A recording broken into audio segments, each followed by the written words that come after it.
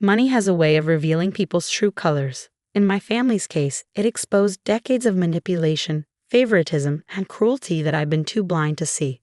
But sometimes it takes hitting rock bottom to finally stand up for what matters most. I'm Emily Chen, 35, successful tech executive, and proud mother to my 12-year-old son Michael. He's brilliant, kind, and happens to be on the autism spectrum. While some see his unique way of viewing the world as a gift, my parents have always treated his autism as a shameful family secret. Growing up in Silicon Valley's elite circles, appearance was everything to my parents.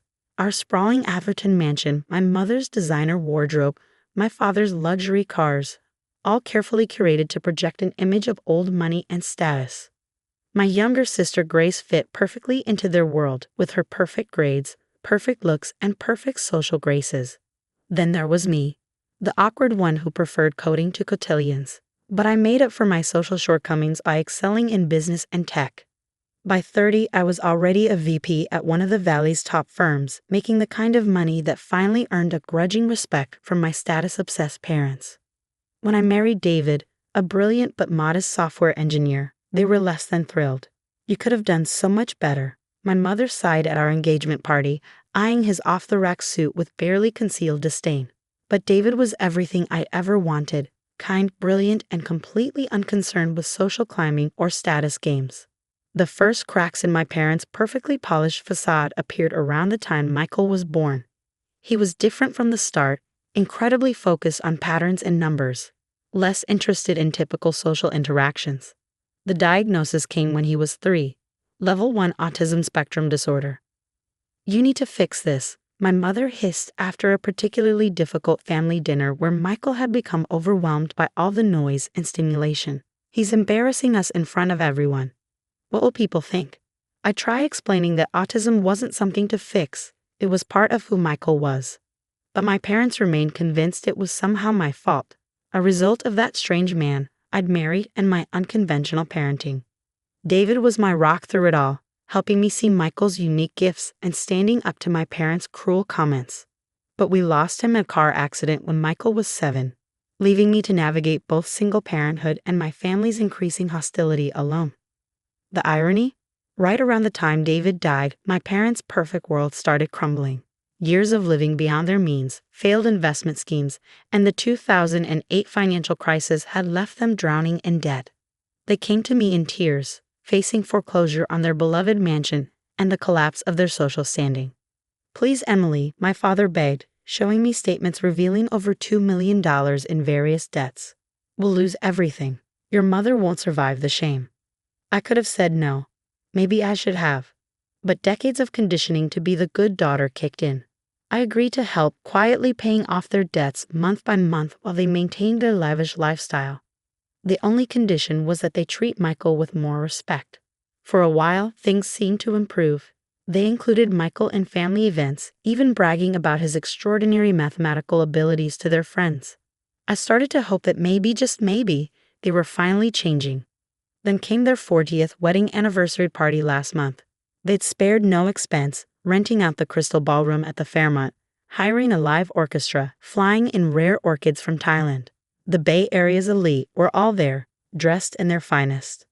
Michael was having a good day. He'd been practicing his social skills, eager to show his grandparents how well he could handle formal events now. I'd gotten him a custom-tailored suit, coached him on proper etiquette, and he was trying so hard to make them proud. Everything went smoothly until dinner. Michael became fascinated by the geometric patterns in the crystal chandelier above our table and started sharing facts about sacred geometry and mathematical ratios. His voice got louder with excitement as he explained the connections he saw. I watched my mother's face transform from forced politeness to barely concealed horror as nearby guests turned to listen. Before I could intervene, she stood up abruptly, wine sloshing in her glass. "Enough," she snapped. "This is exactly why we can't have him at important events. He's making a scene and embarrassing the entire family." The room fell silent. Michael's face crumpled in confusion and hurt. My father wouldn't meet my highs, but I could see him nodding in agreement with my mother's outburst. "He's not like normal children," my mother continued, her voice carrying across the stunned ballroom. "We've tried to be patient, Emily, but we can't keep pretending. He's an embarrassment to the Chen family name. From now on, he's not welcome at family functions. We have our reputation to think about." I felt something snap inside me. All those years of trying to earn their approval, of making excuses for their behavior, of literally paying their bills while they treated my son like a shameful secret, it all crystallized into perfect clarity. I stood up slowly, my voice steady despite the rage coursing through my veins. "Michael, sweetheart, please go wait with Aunt Grace for a moment. Mom, Dad, we need to talk. Now." I led them to a private alcove off the main ballroom, my hands shaking as I pulled out my phone. Without a word, I opened my financial tracking app and showed them the screen. "See this? $2.4 million. That's how much of your debt I've paid off over the last 5 years. Every month, I've been transferring money to cover your mortgage, your credit cards, your failed investments. I've been keeping you afloat while you continued living your expensive lie whole life." The color drained from their faces as I scrolled through page after page of transfers and payments. They'd known I was helping, but I don't think they'd realized the full extent. "Emily," my father started, his voice uncertain. "We're grateful, of course, but you have to understand about Michael." "No," I cut him off. "You need to understand. I'm done. The monthly payments stop today. I've already called the bank to cancel all future transfers. You can either accept Michael exactly as he is, or you can figure out how to pay your own bills." My mother gripped my father's arm, her perfectly manicured nails digging into his sleeve. "You wouldn't dare. We're your parents. You can't just." "Watch me." I turned on my heel and walked back to the ballroom, head held high. I found Michael with Grace, who had tears in her eyes. She'd obviously heard everything. Unlike our parents, she'd always been kind to Michael, seeing past his differences to the amazing person he was. "Come on, Michael," I said, taking his hand. "We're going home. Grace, you're welcome to come visit us anytime. But I think Mom and Dad need some time to figure out their priorities." As we walked out of the Fairmont that night, Michael looked up at me with those wise eyes that saw so much more than people realized. "They don't like the way my brain works, do they?" I stopped and knelt down to his level, making sure he could see the truth in my eyes. "Some people don't understand that different isn't wrong. It's their loss, not yours. Your brain is amazing exactly the way it is." He considered this, then nodded. "Like how Euler's number is irrational but essential to understanding natural growth patterns?" I smiled, my heart swelling with love for this extraordinary child. "Exactly like that." The next few days passed in a blur of angry calls and text messages from my parents. They swung between threats and begging, trying every manipulation tactic they'd ever used on me. But something had fundamentally shifted inside me that night at the anniversary party. Their words couldn't touch me anymore. I watched through social media as the carefully constructed facade began to crumble. They started quietly canceling their country club memberships. The luxury cars disappeared from their driveway. My mother's designer shopping sprees came to an abrupt halt. The first notice of foreclosure arrived at my parents' house exactly 3 weeks after the anniversary party. Grace called to tell me, her voice tight with worry. "They're in complete denial, Emily. Mom's still getting her weekly massages and Dad just booked another golf retreat. It's like they think you'll cave if they just wait long enough." I sighed, watching through my home office window as Michael worked on his latest robotics project in the backyard. He'd been thriving since we'd stopped attending stressful family functions, his confidence growing without the weight of my parents' constant criticism.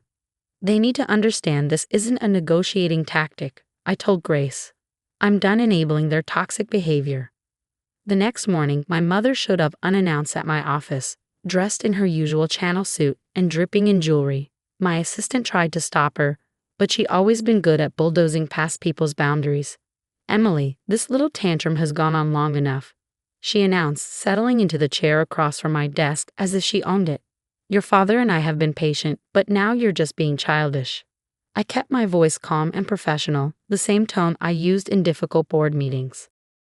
"This isn't a tantrum, Mother. This is me finally setting healthy boundaries. You publicly humiliated my son and banned him from family events. Actions have consequences." She waved her hand dismissively. "We were just being honest. Anyone can see the boy isn't normal. If you put him in that special school we recommended years ago. Michael is exactly who he's meant to be." I cut her off. "And he's thriving. Did you know he just won the regional science fair? His project on algorithmic pattern recognition is being reviewed by Stanford's AI department. That's nice, she said in the same tone she used to describe the neighbor's garden gnomes. But surely you can see how his peculiarities reflect poorly on the family. We have a certain position to maintain. I pulled up my banking app and turned the screen toward her. Speaking of positions to maintain, how are you planning to make next month's mortgage payment?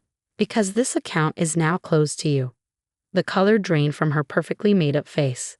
You wouldn't dare let us lose the house. Think of the scandal. I'm thinking of my son, I replied. And I'm thinking of all the years I let you manipulate me with guilt and shame. Not anymore. She left in tears, but I knew this wouldn't be the end.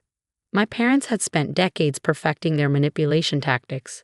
Sure enough, they launched a full-scale campaign to bring me back in line. First came the flying monkeys, distant relatives and family friends calling to tell me how selfish and ungrateful I was being. Your parents gave you everything, my Aunt Susan lectured. The best schools, the best opportunities. How can you abandon them now?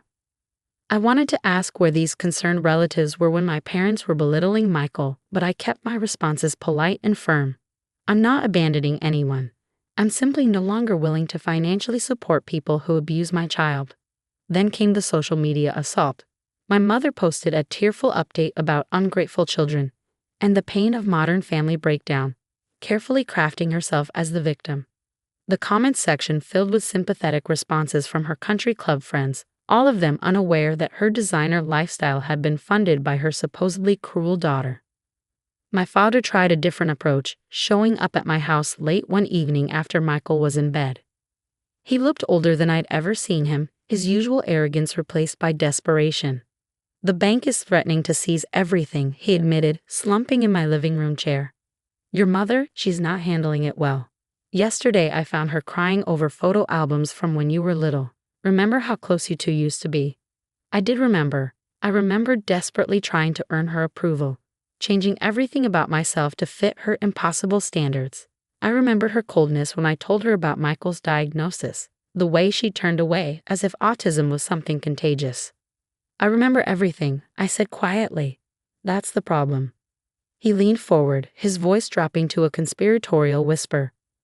What if we had separate family events, private dinners with just us, and then larger gatherings where Michael wouldn't have to feel uncomfortable? You mean where you wouldn't have to feel uncomfortable? I corrected him. You're still missing the point, Dad. This isn't about the money anymore. It's about respect, acceptance, and basic human decency. After you left, I sat in the dark living room for a long time, looking at old family photos on my phone. There was one from my high school graduation, me beaming proudly with my valedictorian medal, my parents looking more focused on the camera than their daughter. Another from Michael's 5th birthday, my mother standing stiffly beside him, barely touching him as he tried to show her his favorite toy robot. How had I not seen it before? The constant criticism disguised as concern, the emotional withholding, the way they used money to control everyone around them.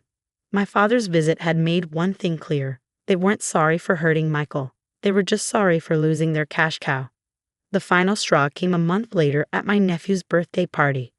Grace had invited us, promising to run interference with our parents. Michael was excited to give his cousin the custom-programmed robot he built him. Everything was fine until my mother cornered me by the refreshment table. She'd clearly been drinking, her words slightly slurred as she launched into another guilt trip. We had to sell my grandmother's pearls, she announced loudly enough for nearby guests to hear. Family heirlooms, Emily. Do you know how that feels? To sell your heritage because your own daughter. The pearls were fake. I cut her off, my voice carrying across the suddenly quiet patio. Just like everything else about your perfect life. She staggered back as if I'd slapped her. How dare you? The pearls were cubic zirconia and glass. I continued, years of suppressed truth finally breaking free. Dad bought them from a costume jewelry store in 1985 when he couldn't afford the real ones.